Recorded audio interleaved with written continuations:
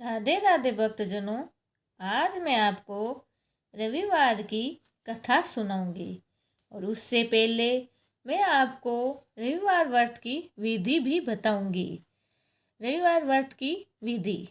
यह व्रत भी मनोकामनाओं की पूर्ति करने वाला है, मान सम्मान में वृद्धि तथा शत्रु श्रेय करने वाला है। प्रातःकाल स्नान आदि से निवृत्त हो स्वस्थ वस्त्र धारण करे, पवित्र स्थान को लीप कर सूर्य देव को पूजा करे, शांत चित्त होकर परमात्मा का स्मरण करे, भोजन एक समय ही करे, तेल व नमक युक्त भोजन न ग्रहण करे, भोजन तथा फलाहार सूर्य अस्त होने से पहले ही कर लेना चाहिए। यदि भोजन करने से पूर्व सूर्य छिप जाए तो दूसरे दिन सूर्य उदय होने पर अर्घ देकर के बाद ही भोजन करे। व्रत के अंत में कथा सुननी चाहिए। अब मैं आपको रविवार व्रत की कथा सुनाती हूँ। एक बुढ़िया माई थी। वह प्रत्येक रविवार को सवेरे ही गोबर से घर लीप कर स्नान आदि कर भगवान की पूजा करती, फिर भोजन तैयार करती, भगवान को भोग लगाकर स्वयं भोजन करती थी। श्री हरि की कृपा से उसका घर सभी प्रकार के सुख एवं धन धान्य से पूर्ण था। किसी प्रकार का विघ्न या दुख नहीं था। सब प्रकार से घर में आनंद रहता था। उसकी एक पड़ोसन जिसकी गौ का गोबर वह बूढ़िया माई रोज लाया करती थी। उस बूढ़िया माई की समानता से वह जलने लगी। यह विचार करने लगी कि वह वरदा सर्वदा मेरी गौ का गोबर ले जाती हैं, इसीलिए अगले दिन वह अपनी गौ को घर के भीतर बांध लेती है। वह रविवार का दिन था। बूढ़िया गाय का गोबर न मिलने के कारण अपना घर लीप ना सकी। उस दिन उसने भोजन भी नहीं बनाया, न ही भगवान को भोग लगाया और न ही स्वयं भोजन किया। इस प्रकार उसने निहार व्रत किया। रात्रि हो गई, वह भूखी ही सो गई। रात्रि में भगवान ने उसे सपन में दर्शन दिए और भोजन ने बनाने तथा भोग ने लगाने का कारण पूछा। तो वरदा ने कहा उसे गोबर नहीं मिला, इस कारण वह आपका भोग न लगा सकी। तब भगवान ने कहा, हे माता, हम आपको ऐसी गौ देते हैं जो सभी इच्छाएं पूर्ण करती है। माता, क्योंकि तू हमेशा रविवार का पूरा घर को गौ के गोबर से लीप कर भोजन बनाकर मेरा भोग लगाकर ही स्वयं भोजन करती हो, इससे मैं बहुत प्रसन्न हूँ। मैं निर्धन को धन और बांझ स्त्रियों को पुत्र देकर उनके दुखों को दूर करता हूँ तथा अंत समय में मोक्ष देता हूँ। सपन में ऐसा वरदान देकर भगवान अंतर्ध्यान हो गए। प्रातः जब बुढ़िया की आंख खुली तो उसने देखा कि आंगन में एक अति सुंदर गौर बछड़े के साथ गाय बंधे हुए थे। गौर और बछड़े को देखकर वह वरदा अत्यंत प्रसन्न हुई और उनको घर के बाहर बांध दिया।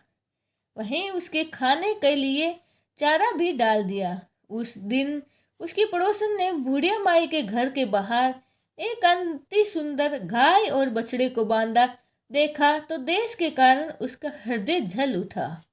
जब उसने देखा कि गाय सोने का गोबर किया है तो वह चोरी से उस गाय का गोबर उठाकर ले आई और अपनी गाय का गोबर उसकी जगह रख दिया। वह प्रतिदिन ऐसा ही करती।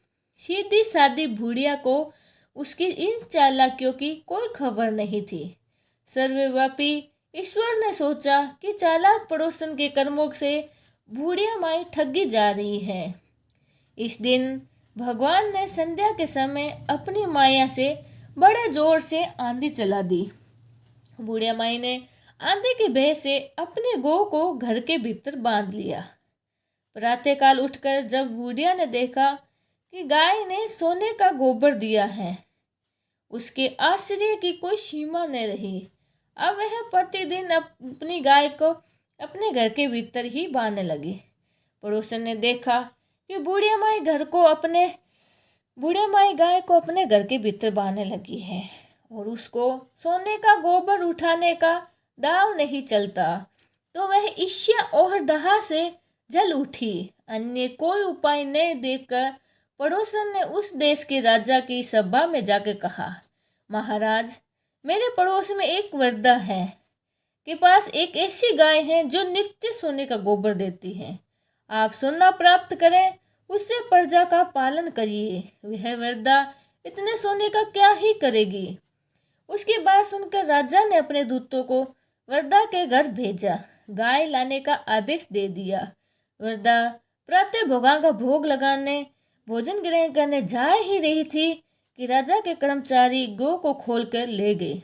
वृद्धा बहुत रोई, चिल्लाई, किंतु राजा के कर्मचारियों ने उसके सामने कोई नहीं चली। उस दिन वृद्धा गांव के वियोग में भोजन न कर सकी और रात भर रोक रोक कर ईश्वर से गाय वापस लाने का प्रार्थना करने लगी। राजा गाय को देखकर बहुत प्रसन्न हुआ, लेकिन अगले दिन सुबह जैसे ही वह उठा, सारा महल गोबर से भर दिया और राजा यह देखकर घबरा गया।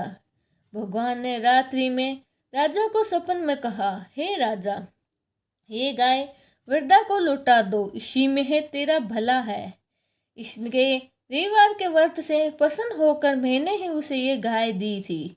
प्रातः होते ही राजा ने वृद्धा को पहले महल में बुलाकर बहुत सारा धन दिया, सामान सहित गाय और बछड़े को उसे लौटा दिया और अपने कार्य के लिए उससे क्षमा प्रार्थना की। इसके बाद राजा ने उसकी पड़ोसन को बुलाया और उसे उचित दंड दिया। इतना कहकर राजा ने महल की गंदगी दूर करवाई। उसी दिन राजा ने नगर निवास को आदेश दिया कि राज्य के सुख समृद्धि तथा समस्त मनोकामनाओं की पूर्ति के लिए रविवार का व्रत करे।